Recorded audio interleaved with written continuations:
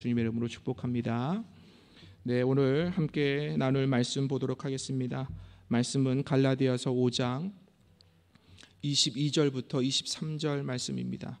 신약성경 308쪽쯤 되겠습니다. 갈라디아서 5장 22절부터 23절 말씀입니다. 우리 두 절의 말씀입니다. 우리 함께 한 목소리로 합독하여서 하나님 말씀 보도록 하겠습니다. 22절 23절 말씀입니다. 함께 읽습니다. 오직 성령의 열매는 사랑과 희락과 화평과 오래 참음과 자비와 양성과 충성과 온유와 절제니 이 같은 것을 금지할 법이 없느니라. 아멘.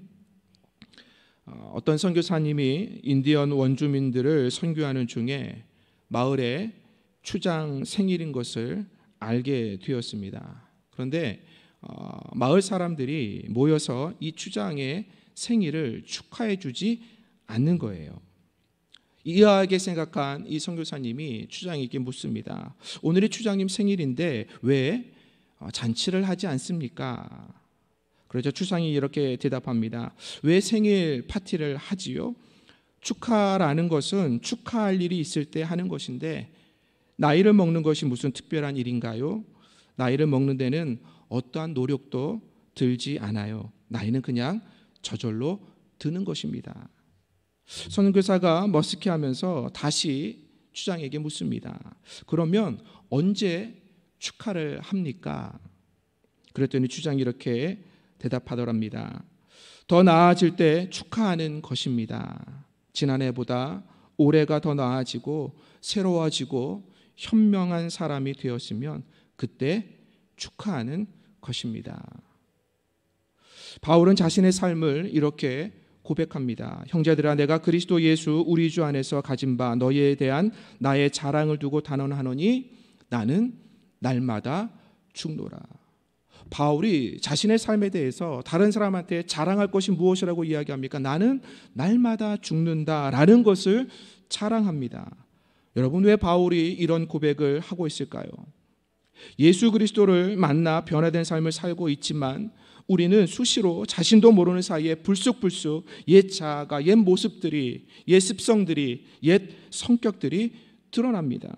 그러므로 날마다 자신을 죽이는 삶이 필요하다는 것입니다. 그래서 예수님을 닮아가는 더 나은 모습으로의 삶이 우리의 삶 속에서 반드시 이루어져야 한다는 것이죠. 여러분, 그러기에 바울은 고백하는 것입니다. 내가 자랑할 것은 날마다 나를 죽이고 나를 통하여서 예수 그리스도가 드러나는 것이다. 여러분, 이것이 어떠한 삶이겠습니까? 이것이 바로 변화를 이루는 삶인 것입니다. 추장이 이야기하지 않습니까? 더 나아질 때 축하하는 것입니다. 다시 이야기한다면 변화하는 사람의 모습이 보여질 때 그것을 가지고 축하하는 것입니다. 여러분, 그러기에 우리가 예수 그리스도를 믿는다면 우리 안에 예수 그리스도의 모습이 드러나야 할 줄 믿습니다. 예수 그리스도의 모습이 드러난다는 것은 무엇을 통하여 이루어지느냐? 바울이 고백했던 것처럼 날마다 나를 죽이는 삶의 모습이 우리 안에 있어야 합니다. 여러분들에게도 이런 고백이 자랑이 되길 주님의 이름으로 축복합니다. 나도 바울처럼 날마다 나를 죽이노라. 이러한 고백이 저와 여러분의 자랑이 될 때에 우리의 삶을 통하여 예수 그리스도가 증거될 줄 믿습니다. 지난 주일까지 7주에 거쳐서 믿음의 주제로 하나님의 말씀을 함께 나눴습니다. 이제 오늘부터 갈라디아서 5장 22절부터 23절의 말씀을 통해서 성령의 열매에 대해서 하나님의 말씀을 함께 나눠 보고자 합니다. 여러분, 제가 이 성령의 열매를 먼저 믿음 다음에 주제로 품게 된 것은 반드시 믿음은 변화를 이룬다는 것입니다. 그런데 그 변화가 어떻게 이루어지느냐? 바로 우리의 성품을 통하여 변화가 이루어진다는 것입니다. 여러분, 성령의 열매의 말씀을 나누면서 우리가 반드시 기억해야 될 분명한 것 한 가지가 있다면 성령의 열매는 우리의 성품과 관련이 있다는 것입니다. 오늘 본문을 함께 읽었지만 성령의 9가지 열매가 무엇입니까? 사랑과 희락과 화평과 오래 참음과 자비와 양성과 충성과 온유와 절제라고 말씀을 합니다. 성령께서 우리에게 충만하게 임하시면 우리 안에 이러한 열매가 맺혀지게 된다는 것입니다. 그런데 이 열매가 우리 안에서 어떻게 맺혀지게 될까요? 그 답이 25절 말씀에, 읽진 않았지만 24절 말씀에 이렇게 말씀합니다. 그리스도 예수의 사람들은 육체와 함께 그 정욕과 탐심을 십자가에 못 박았느니라. 그리스도의 사람들은 육체와 함께 그 정욕과 탐심을 십자가에 못 박았느니라. 그리스도를 믿은 사람들이 어떻게 성령에 충만하여 성령의 열매를 맺을 수 있겠습니까? 오늘 바울이 24절에서 말씀하는 것은 육체와 함께 우리의 정욕과 탐심을 십자가에 못 박을 때에 우리로 하여금 성령이 충만하여 성령의 열매가 맺혀지는 변화된 삶을 살아갈 수 있을 것, 그것을 말씀하고 있다는 사실입니다. 여러분, 그러기에 바울이 갈라디아서 2장 20절에서 이런 고백을 합니다. 내가 그리스도와 함께 십자가에 못 박혔나니 그런즉 이제는 내가 사는 것이 아니요 오직 내 안에 그리스도께서 사시는 것이라. 이제 내가 육체 가운데 사는 것은 나를 사랑하사 나를 위하여 자기 자신을 버리신 하나님의 아들을 믿는 믿음 안에서 사는 것이라. 여러분, 바울이 갈라디아서 2장 20절을 통해서 고백하는 것이 무엇입니까? 나의 육신은 그대로 육신 그대로 살아갑니다. 그러나 내 안에서 변화가 일어났다는 것입니다. 어떠한 변화요? 성령입니다. 예수 그리스도로 말미암아 우리로 하여금 예수 그리스도가 내 안에서 드러나도록 성령께서 우리 안에서 친히 역사하신다는 것이죠. 그렇기 때문에 우리는 변화가 일어난 삶을 살아가는 것입니다. 우리 안에서 성령께서는 성품의 변화를 이루어서 우리를 통하여 내가 드러나는 것이 아니라 바울이 고백했처럼 오직 내 안에 그리스도께서 사시는 것이라. 그리스도가 드러나는 삶을 살도록 우리를 친히 이끌어 가신다는 말씀입니다.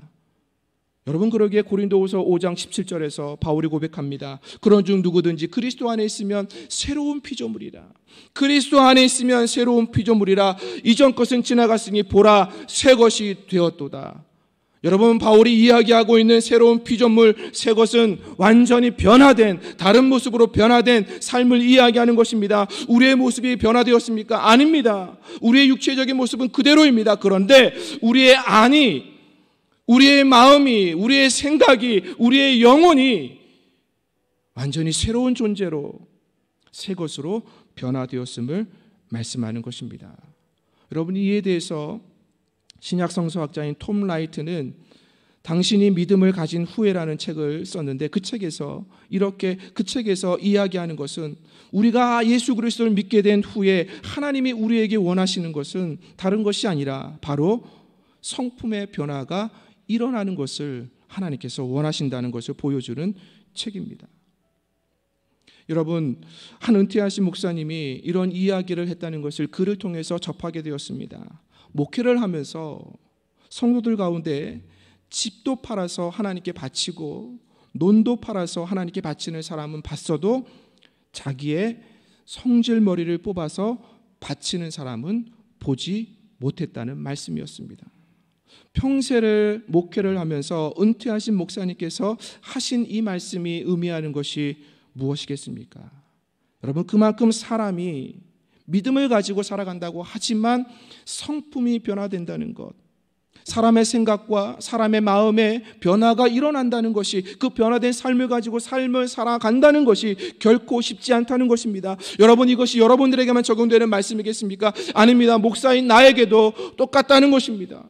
저도 똑같은 인간으로서 성품의 변화를 가지고 내가 정말 하나님께 그것을 바치고 있는가, 그 모습을 날마다 점검하게 된다는 사실입니다. 여러분, 그러므로 믿음이 좋은 사람은 어떤 사람입니까? 바로 성품이 변화된 사람입니다. 그 변화된 성품으로 내 안에 계신 예수 그리스도로 말미암아 그 변화된 성품을 드러내어 예수 그리스도의 모습을 나의 삶을 통하여 드러내는 사람, 그것이 바로 믿음이 좋은 사람인 것입니다. 여러분, 그런데 우리는 믿음이 좋다고 하면 떠올리는 모습들이 있습니다. 교회 생활을 열심히 합니다. 기도 생활도 열심히 하고 성경도 열심히 읽고 봉사도 빠지지 않는 모습을 떠올립니다. 물론 맞습니다. 그러한 삶을 살아내야 합니다. 그러나 이러한 모습도 변화된 모습의 한 부분이겠지만 무엇보다도 우리의 마음이, 우리의 성품이 변화되어서 그러한 일을 하고 있느냐는 것입니다. 우리의 성품이 변화되지 않은 채 이러한 일을 하고 있다면 우리는 쉽게 매너리즘에 빠질 것입니다. 우리는 쉽게 포기할 것입니다. 우리는 쉽게 그 자리에서 떠나게 될 것입니다. 여러분, 성령이 충만하다는 것은 또한 무엇을 이야기하겠습니까? 방언을 하고 성령의 여러 은사들이 나타나는 것, 물론 맞습니다. 성령이 충만하면 성령의 은사가 우리 안에서 일어날 것입니다. 표현될 것입니다. 그런데 더욱 중요한 것이 있다면 성령이 충만한 사람에게나 그 성령이 충만하여서 은사를 나타내는 사람에게나 반드시 이루어져야 될 공통적인 결과물이 있습니다. 그것이 무엇이겠습니까? 오늘 말씀하고 있는 성령의 열매입니다. 성령이 충만하다고 하여서, 성령의 은사를 받았다고 하여서 그것이 끝이 아닙니다. 반드시 성령이 충만한 사람, 성령의 은사를 가지고 살아가는 사람, 그 사람에게는 성령의 열매가 반드시 맺혀져야 한다는 사실입니다. 왜요? 성령께서는 우리 안에 오셔서 우리를 변화시키기 때문입니다. 예수 그리스도를 닮아가는 모습으로 우리를 변화시킨다는 것이죠. 여러분, 사도행전 1장 8절에서 말씀하는 것이 무엇입니까? 오직 성령이 너희에게 임하시면 너희가 권능을 받고 예루살렘과 온 유대와 사마리아와 땅끝까지 이르러 내 증인이 되리라. 여러분, 결국 성령이 충만하여서 우리가 권능을 받으면, 힘을 얻으면 어떠한 일이 벌어지는 것입니까? 결국은 예수의 증인이 되는 것입니다. 여러분, 어떻게 예수의 증인이 될 수 있을까요? 우리의 성품이 변화되지 않고는 예수의 증인이 될 수가 없는 것입니다. 여러분, 그러니 성령께서는 우리 안에 오셔서 다른 어떠한 거대한 능력, 병을 고치고 방언을 말하고 어떤 힘든 일을 능력 있게 행하고 어떤 기적을 행하는 그런 것을 행하는 것이 아니라 우리로 하여금 예수의 증인으로 서도록 우리의 성품을 변화시킨다는 것입니다. 여러분 안에 이러한 변화가 있기를 주님의 이름으로 축복합니다. 여러분, 이 변화된 성품, 이 성령의 충만함으로 말미암아 이 변화된 성품 첫 번째가 무엇이라고 오늘 말씀합니까? 바로 사랑입니다. 성령이 충만한 사람, 성령으로 변화된 성품을 가지고 살아가는 사람에게 묻어나는 흔적은 무엇이냐? 바로 사랑이라는 것을 말씀하고 있습니다. 여러분, 기독교는 사랑이라고도 말합니다. 그 이유는 그 사랑이 우리 인간에게서 주어진 것이기 때문이 아닙니다. 바로 하나님께서 우리에게 보내주신 예수 그리스도가 하나님의 사랑을 증거했기 때문이요, 하나님이 사랑이시기 때문입니다. 성경이 무엇을 우리에게 이야기합니까? 하나님은 사랑이시라.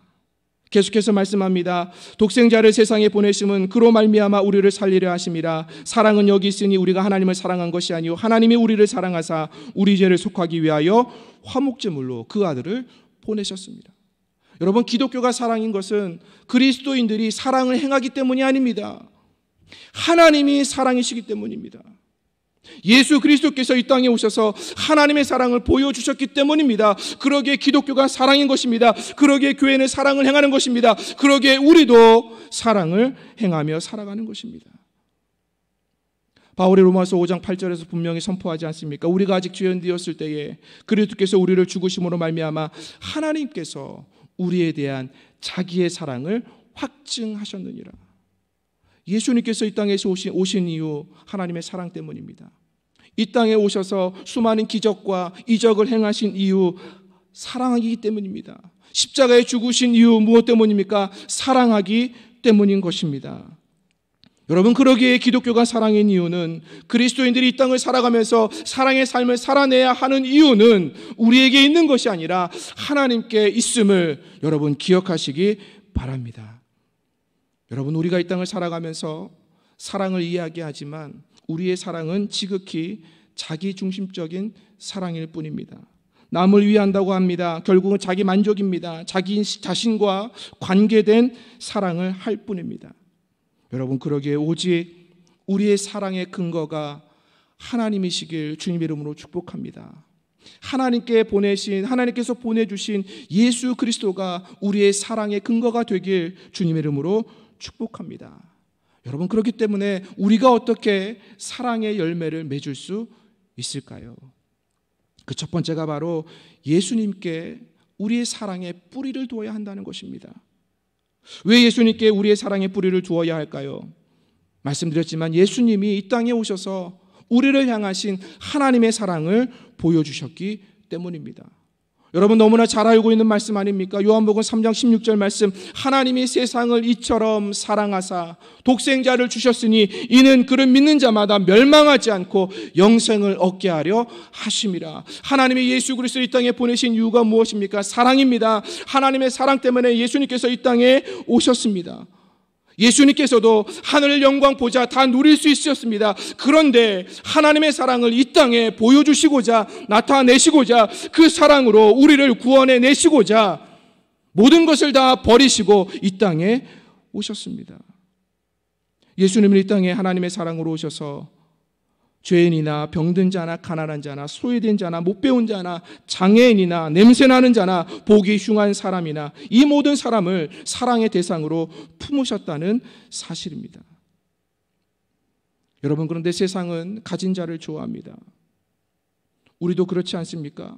못 가진 사람과 친구가 되기보다는 그래도 나보다 더 가진 사람과 나보다 좀 더 나은 사람과 좋은 사람과 만나고 싶고 그런 사람과 어울리고 싶습니다.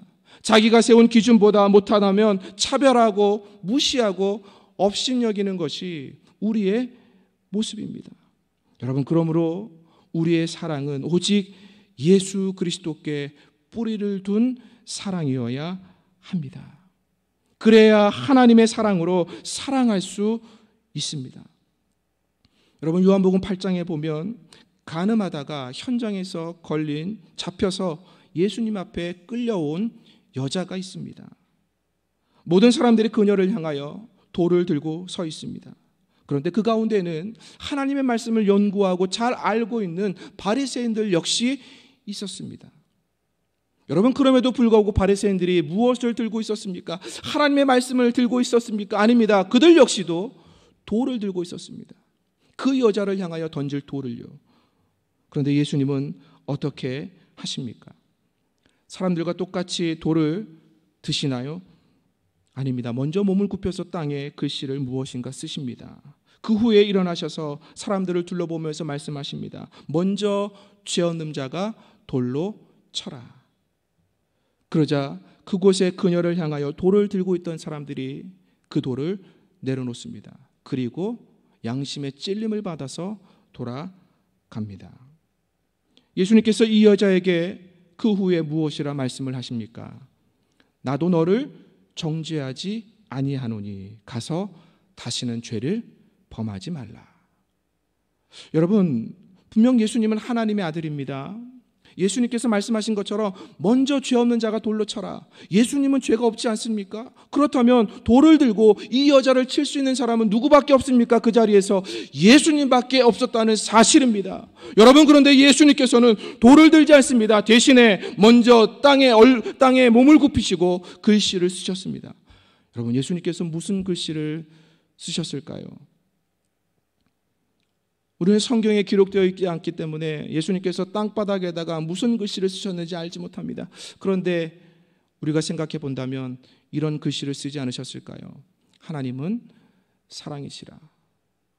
그러니 예수님께서 그 글씨를 쓰시고 난 후에 일어나셔서 먼저 되었는 자가 돌로 치라 말씀하시면서 나도 너를 정죄하지 아니하노니. 여러분, 정죄할 수 있는 사람은 예수님밖에 없었다는 것입니다. 그런데 그럼에도 불구하고 예수님께서 그녀를 정죄하지 아니하시고 가서 다시는 죄를 범하지 말라고 그녀의 삶을 바른 길로 인도해 주십니다. 여러분, 그러기에 우리의 사랑이 어디에 뿌리를 두어야 하겠습니까? 어디에 근거를 두어야 하겠습니까? 오직 예수님입니다. 우리 역시도 다른 사람이 잘못하는 것을 보면, 비난받을 만한 일을 하는 것을 보면 우리 역시도 돌을 먼저 들지 않습니까? 그 돌을 들고 던지려고 하지 않습니까? 누군가를 비판하고 정죄하고 판단하는 것을 우리 역시도 좋아하지 않습니까? 여러분, 이것이 우리의 모습입니다. 우리의 본성입니다.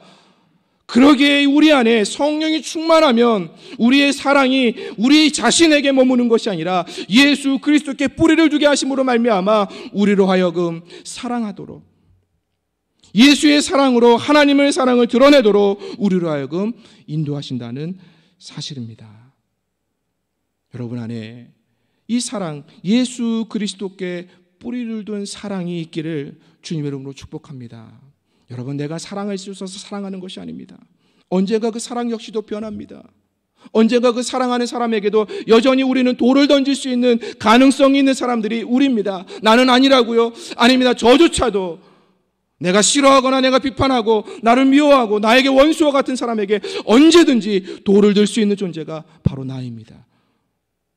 그러기에 우리의 사랑은 오직 예수께 뿌리를 내려야 합니다. 그래야 사랑의 열매가 맺혀지는 것입니다. 여러분 안에 예수께 뿌리를 두는 사랑을 가지고 살아가시길 주님의 이름으로 축복합니다. 그래서 여러분의 삶에 사랑의 열매가 풍성하길 주님의 이름으로 축복합니다. 두 번째로 말씀하는 것은 우리가 사랑의 열매를 맺는 것은 의지적으로 사랑해야 합니다. 우리는 사랑을 감정의 표현으로 이야기를 합니다.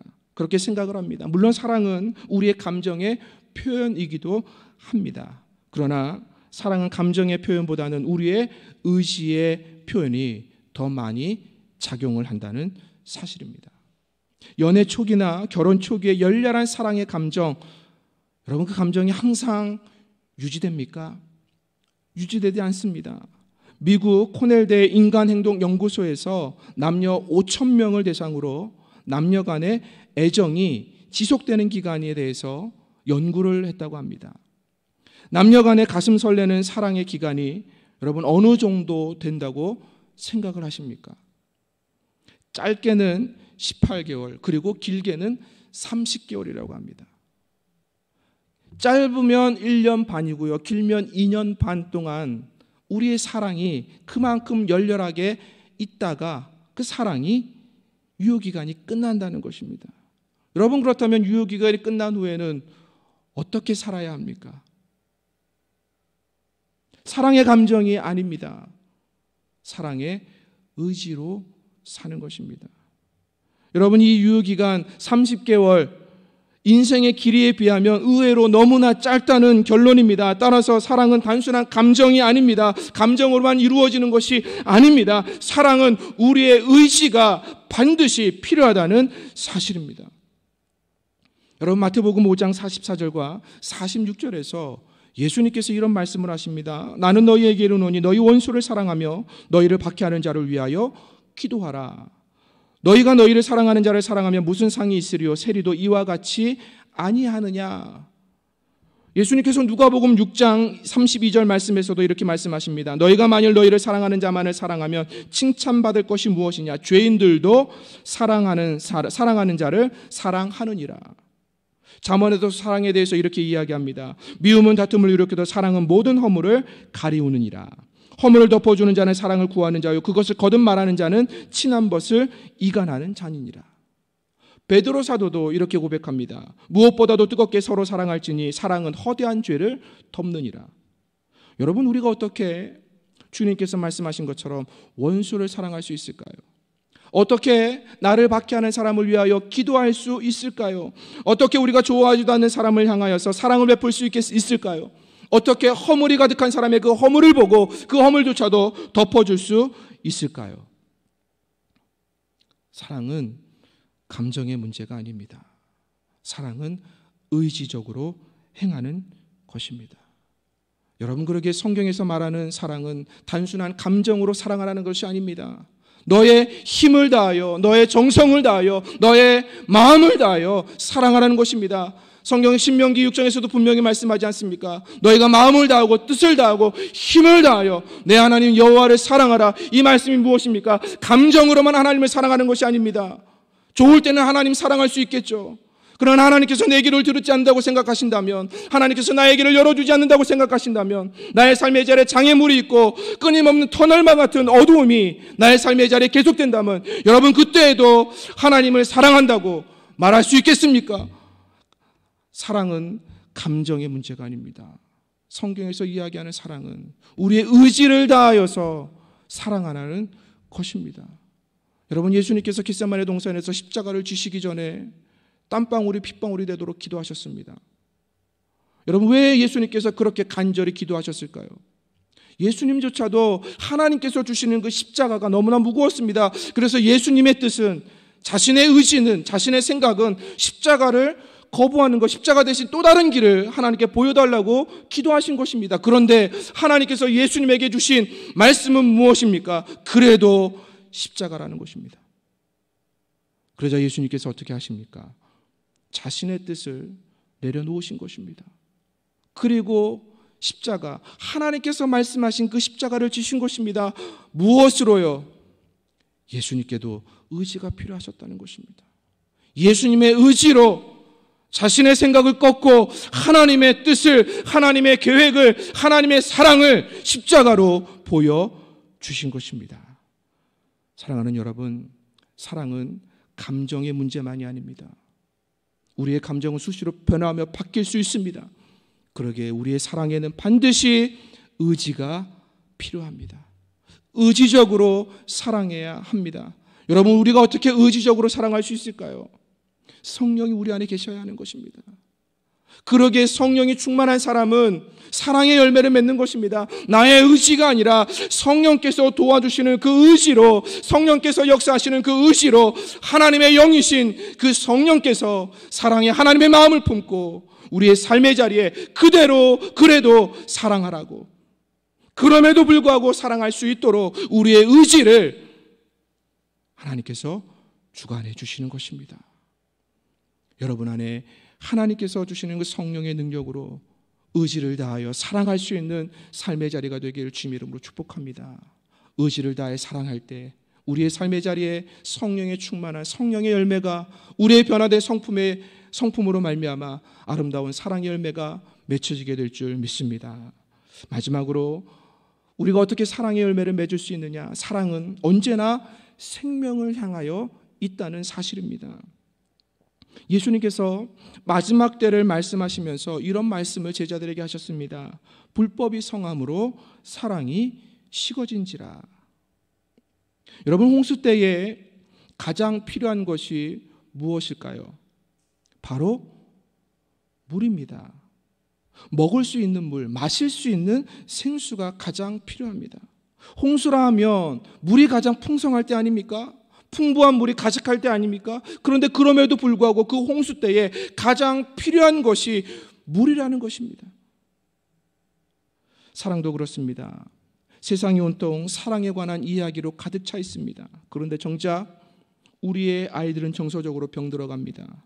사랑이 없어서 부부들이 남남처럼 살고 있습니다. 사랑이 없어서 갈등과 미움과 분노의 노예가 되어버렸습니다. 사람들은 사랑이 없다고 하소연을 하면서 연일 사랑을 갈구하고 있습니다. 사람들이 그렇게 사랑을 풍성하게 이야기하는데도 말이죠. 여러분, 지난 금요일에 있어서는 안 되는 사건이 벌어졌습니다. 서울의 신림역에서 한 30대 남성이 칼을 들고 묻지마 칼부림을 행한 것입니다. 여러분, 그 남성이 잡히면서 어떠한 말을 했는지 아십니까? 내가 잘못 살긴 살았는데 열심히 살려고 해도 잘 안 되더라는 것입니다. 그가 조서를 받으면서 이런 말을 했다고 합니다. 나는 불행하게 사는데 남들도 불행하게 살게 하고 싶었다고 이야기를 합니다. 여러분, 사람에 대해서, 세상에 대해서 불신으로 가득 찬 세상이 되었습니다. 사랑이 채워져야 할 그 자리에 불법이 횡행하고 있다는 사실입니다. 영화나 TV 드라마나 소설 작품이나 가요나 연극을 보아도 사랑으로 가득 차 있는데 우리의 세상은 진실한 사랑, 참된 사랑을 찾아보기 어렵게 되었습니다. 예수님 말씀처럼 사랑이 식어져 가고 있습니다. 여러분, 그러기에 우리는 분명히 깨달아야 합니다. 하나님께서 예수 그리스도를 통하여 우리에게 부어주신 그 사랑에는 생명을 향하고 있다는 사실입니다. 원수마저도 살려내는 사랑입니다. 예수께서 십자가를 통하여 온 세상에 보여주신 그 생명을 살리는 사랑이 우리에게도 여전히 있어야 한다는 것입니다. 성령께서 우리에게 충만하면 우리로 하여금 사랑하게 하시되 생명을 살리는 일에 힘을 쓰게 한다는 것입니다. 여러분을 통하여 생명을 살리는 역사가 일어나고 있습니까? 성령이 우리 안에 충만하면 우리는 그 사랑을 통하여 생명을 살리는 일에 힘을 쓰게 된다는 사실입니다. 여러분, 다윗 왕 아시지 않습니까? 다윗이 왕위에 오르기 전에 사울 왕으로부터 10년이 넘는 세월 동안 쫓김을 당합니다. 여러분, 다윗이 무슨 잘못을 했습니까? 사울 왕에게 잘못한 일이 없습니다. 오히려 다윗은 사울 왕의 사위입니다. 게다가 전쟁에서 혁혁한 공을 세운 사람입니다. 그런데 그럼에도 불구하고 사울 왕이 다윗을 죽이려고 쫓아다닙니다. 수천 명의 군사를 보내어 다윗을 죽이려고 합니다. 여러분, 다윗이라고 사울 왕을 죽일 수 있는 기회가 없었을까요? 성경에서만 3번의 기회가 있었습니다. 여러분, 그런데 다윗은 사울 왕을 죽이지 않습니다.